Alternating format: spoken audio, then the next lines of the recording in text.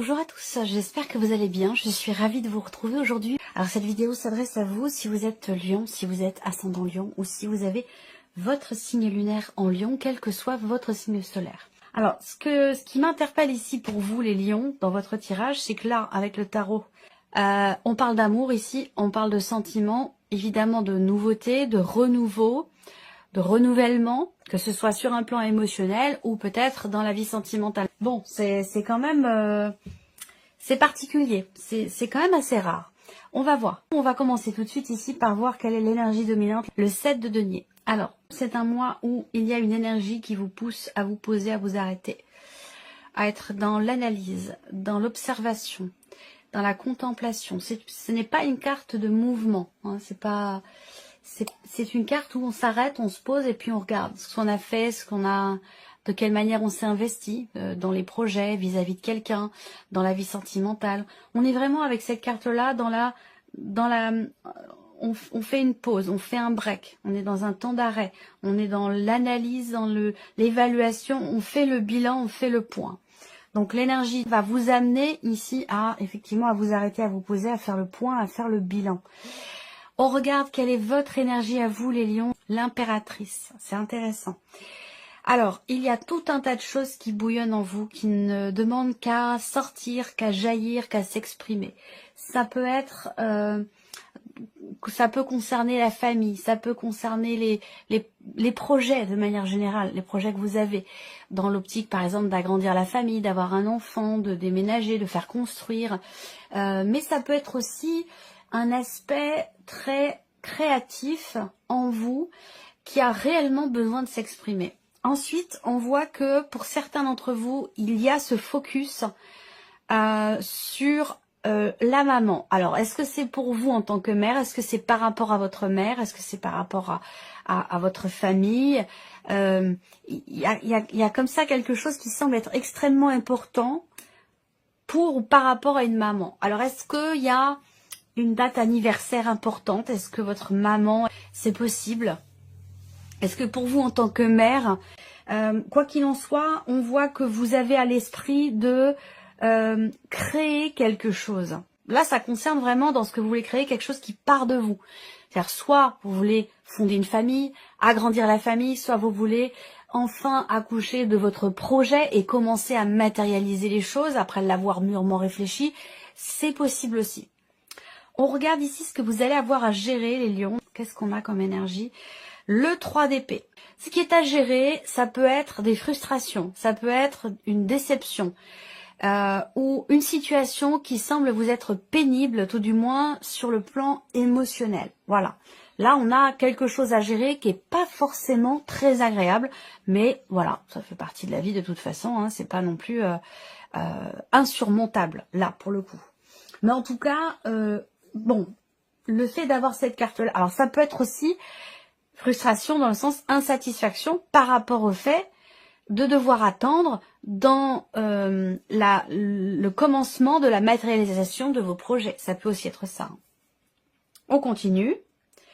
Comment vous allez gérer ce que vous allez avoir à gérer? Bon, le 2 de coupe. On gère les frustrations ici, les déceptions, les insatisfactions. On ne les gère pas tout seul. On a quelqu'un ici à côté de soi qui nous comprend, qui vous aide, qui vous épaule, qui vous écoute, qui partage avec vous votre peine, votre déception ou votre frustration.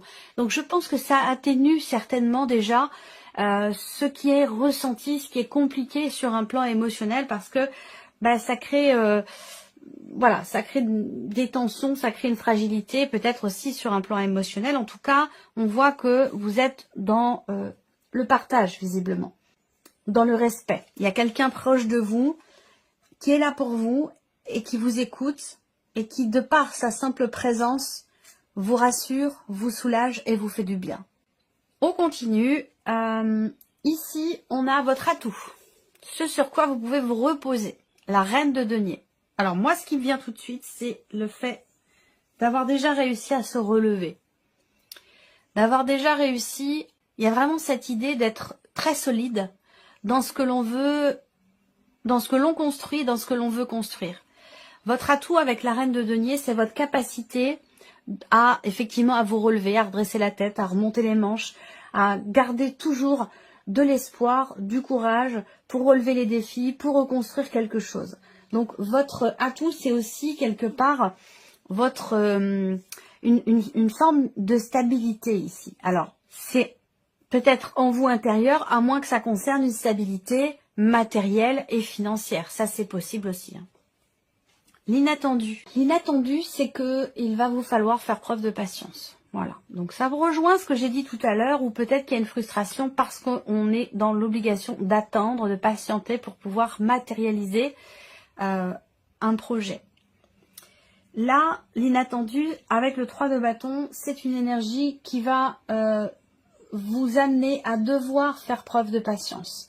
On voit que vous êtes dans la projection, la planification, vous voulez créer, mettre en place quelque chose et que ça ne se passe pas forcément exactement comme vous l'aviez prévu ou comme vous le souhaitiez. Et c'est pour ça qu'il peut y avoir des frustrations et que ici, il y a peut-être un inattendu qui crée justement ces frustrations. Et on voit que là, ben pour vous, il va être question de continuer à vous projeter, mais de devoir aussi peut-être faire preuve un petit peu de patience. Voilà. Alors, on continue. Qu'est-ce qui découle de cet inattendu, le fait de devoir attendre? Des émotions, des doutes, des incertitudes, de la mélancolie aussi peut-être. Hein. La lune, c'est le fait que là, j'ai la sensation qu'en fait, le fait d'avoir à attendre, alors quelle que soit la situation ou le projet qui est concerné, hein, ça peut toucher le domaine sentimental, professionnel, matériel, financier, familial, peu importe. Hein, on n'a pas de domaine de vie qui est représenté, je vous le répète. Hein. Mais là, on voit que ce qui découle de ce fait de devoir attendre, ce sont des émotions. Et on voit que là, on voit bien que dans ce que vous avez à gérer, on a quelque chose qui est quand même compliqué.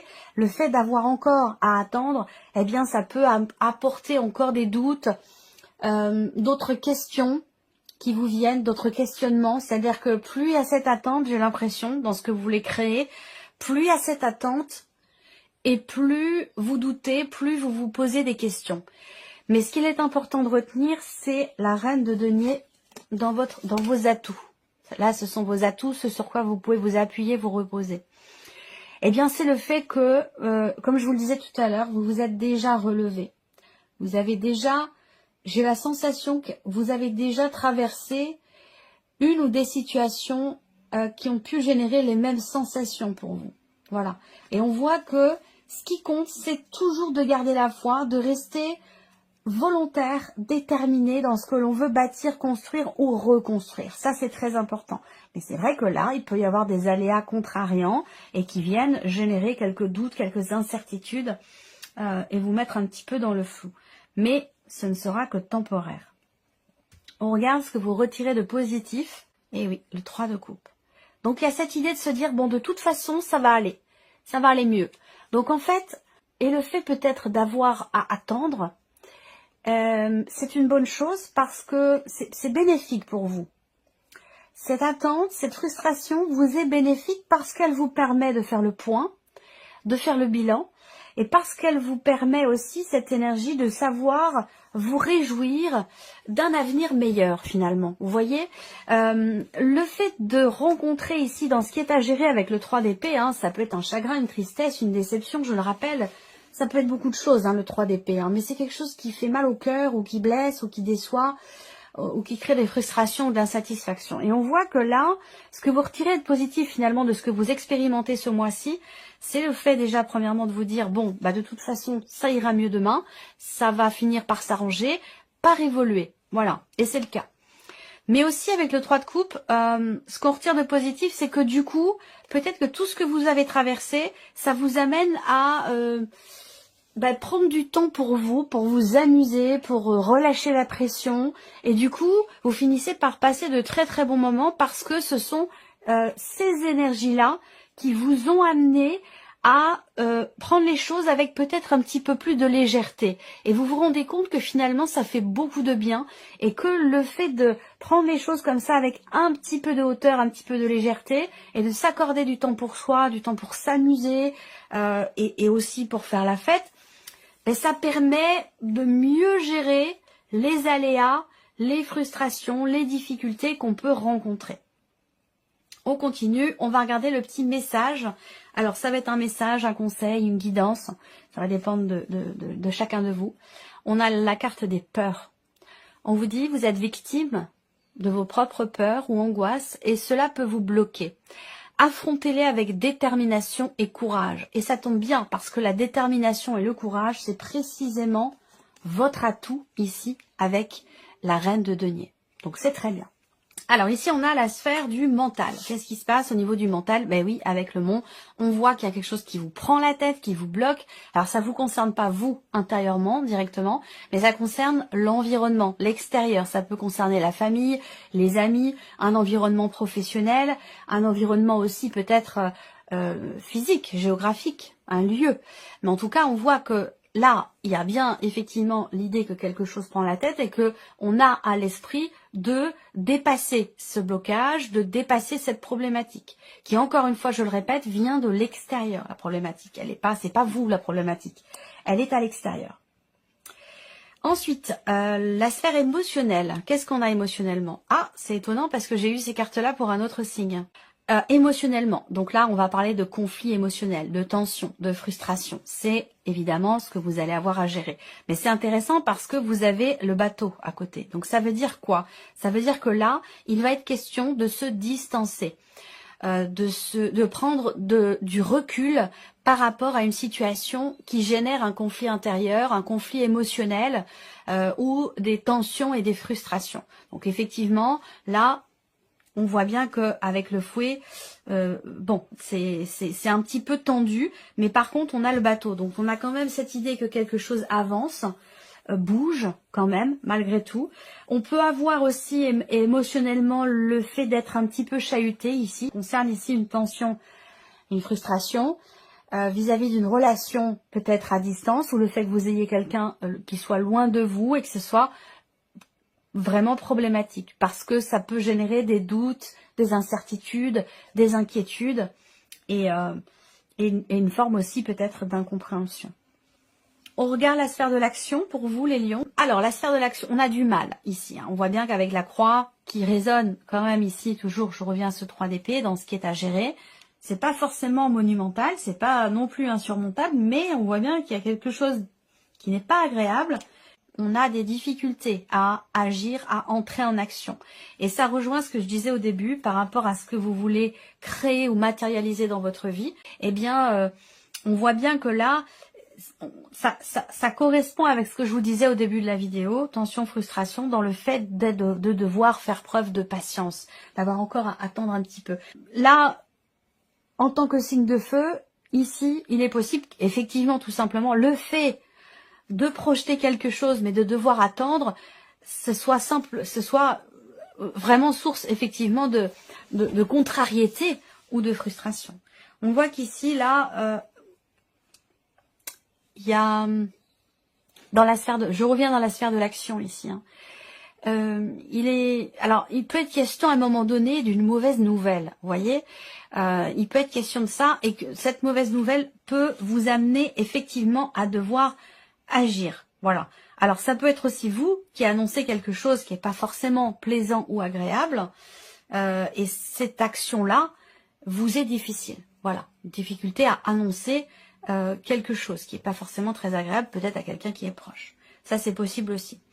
On va terminer et puis on va ici regarder une petite pensée positive avec le petit oracle des pensées positives de Géraldine Garance. Je vais laisser venir 3 cartes. Alors, on y va. Commençons par ici la première carte ou le chiffre 1. Alors bien sûr, vous pouvez faire pause sur la vidéo si vous n'avez pas encore choisi. Hein. Alors, première carte au chiffre 1, qu'est-ce qu'on a ici? Les ressentis. Donc, les pensées positives sont les suivantes pour vous. Je suis à l'écoute de mes ressentis, de mon intuition et de mon cœur. Ce qu'ils veulent me dire est juste et judicieux. Je suis une personne très intuitive, sensible. Je fais confiance à ce que je ressens pour savoir ce qui est bon pour moi. M'écouter peut m'aider à prendre des décisions, y compris concernant les personnes qui m'entourent, sans jugement de ma part.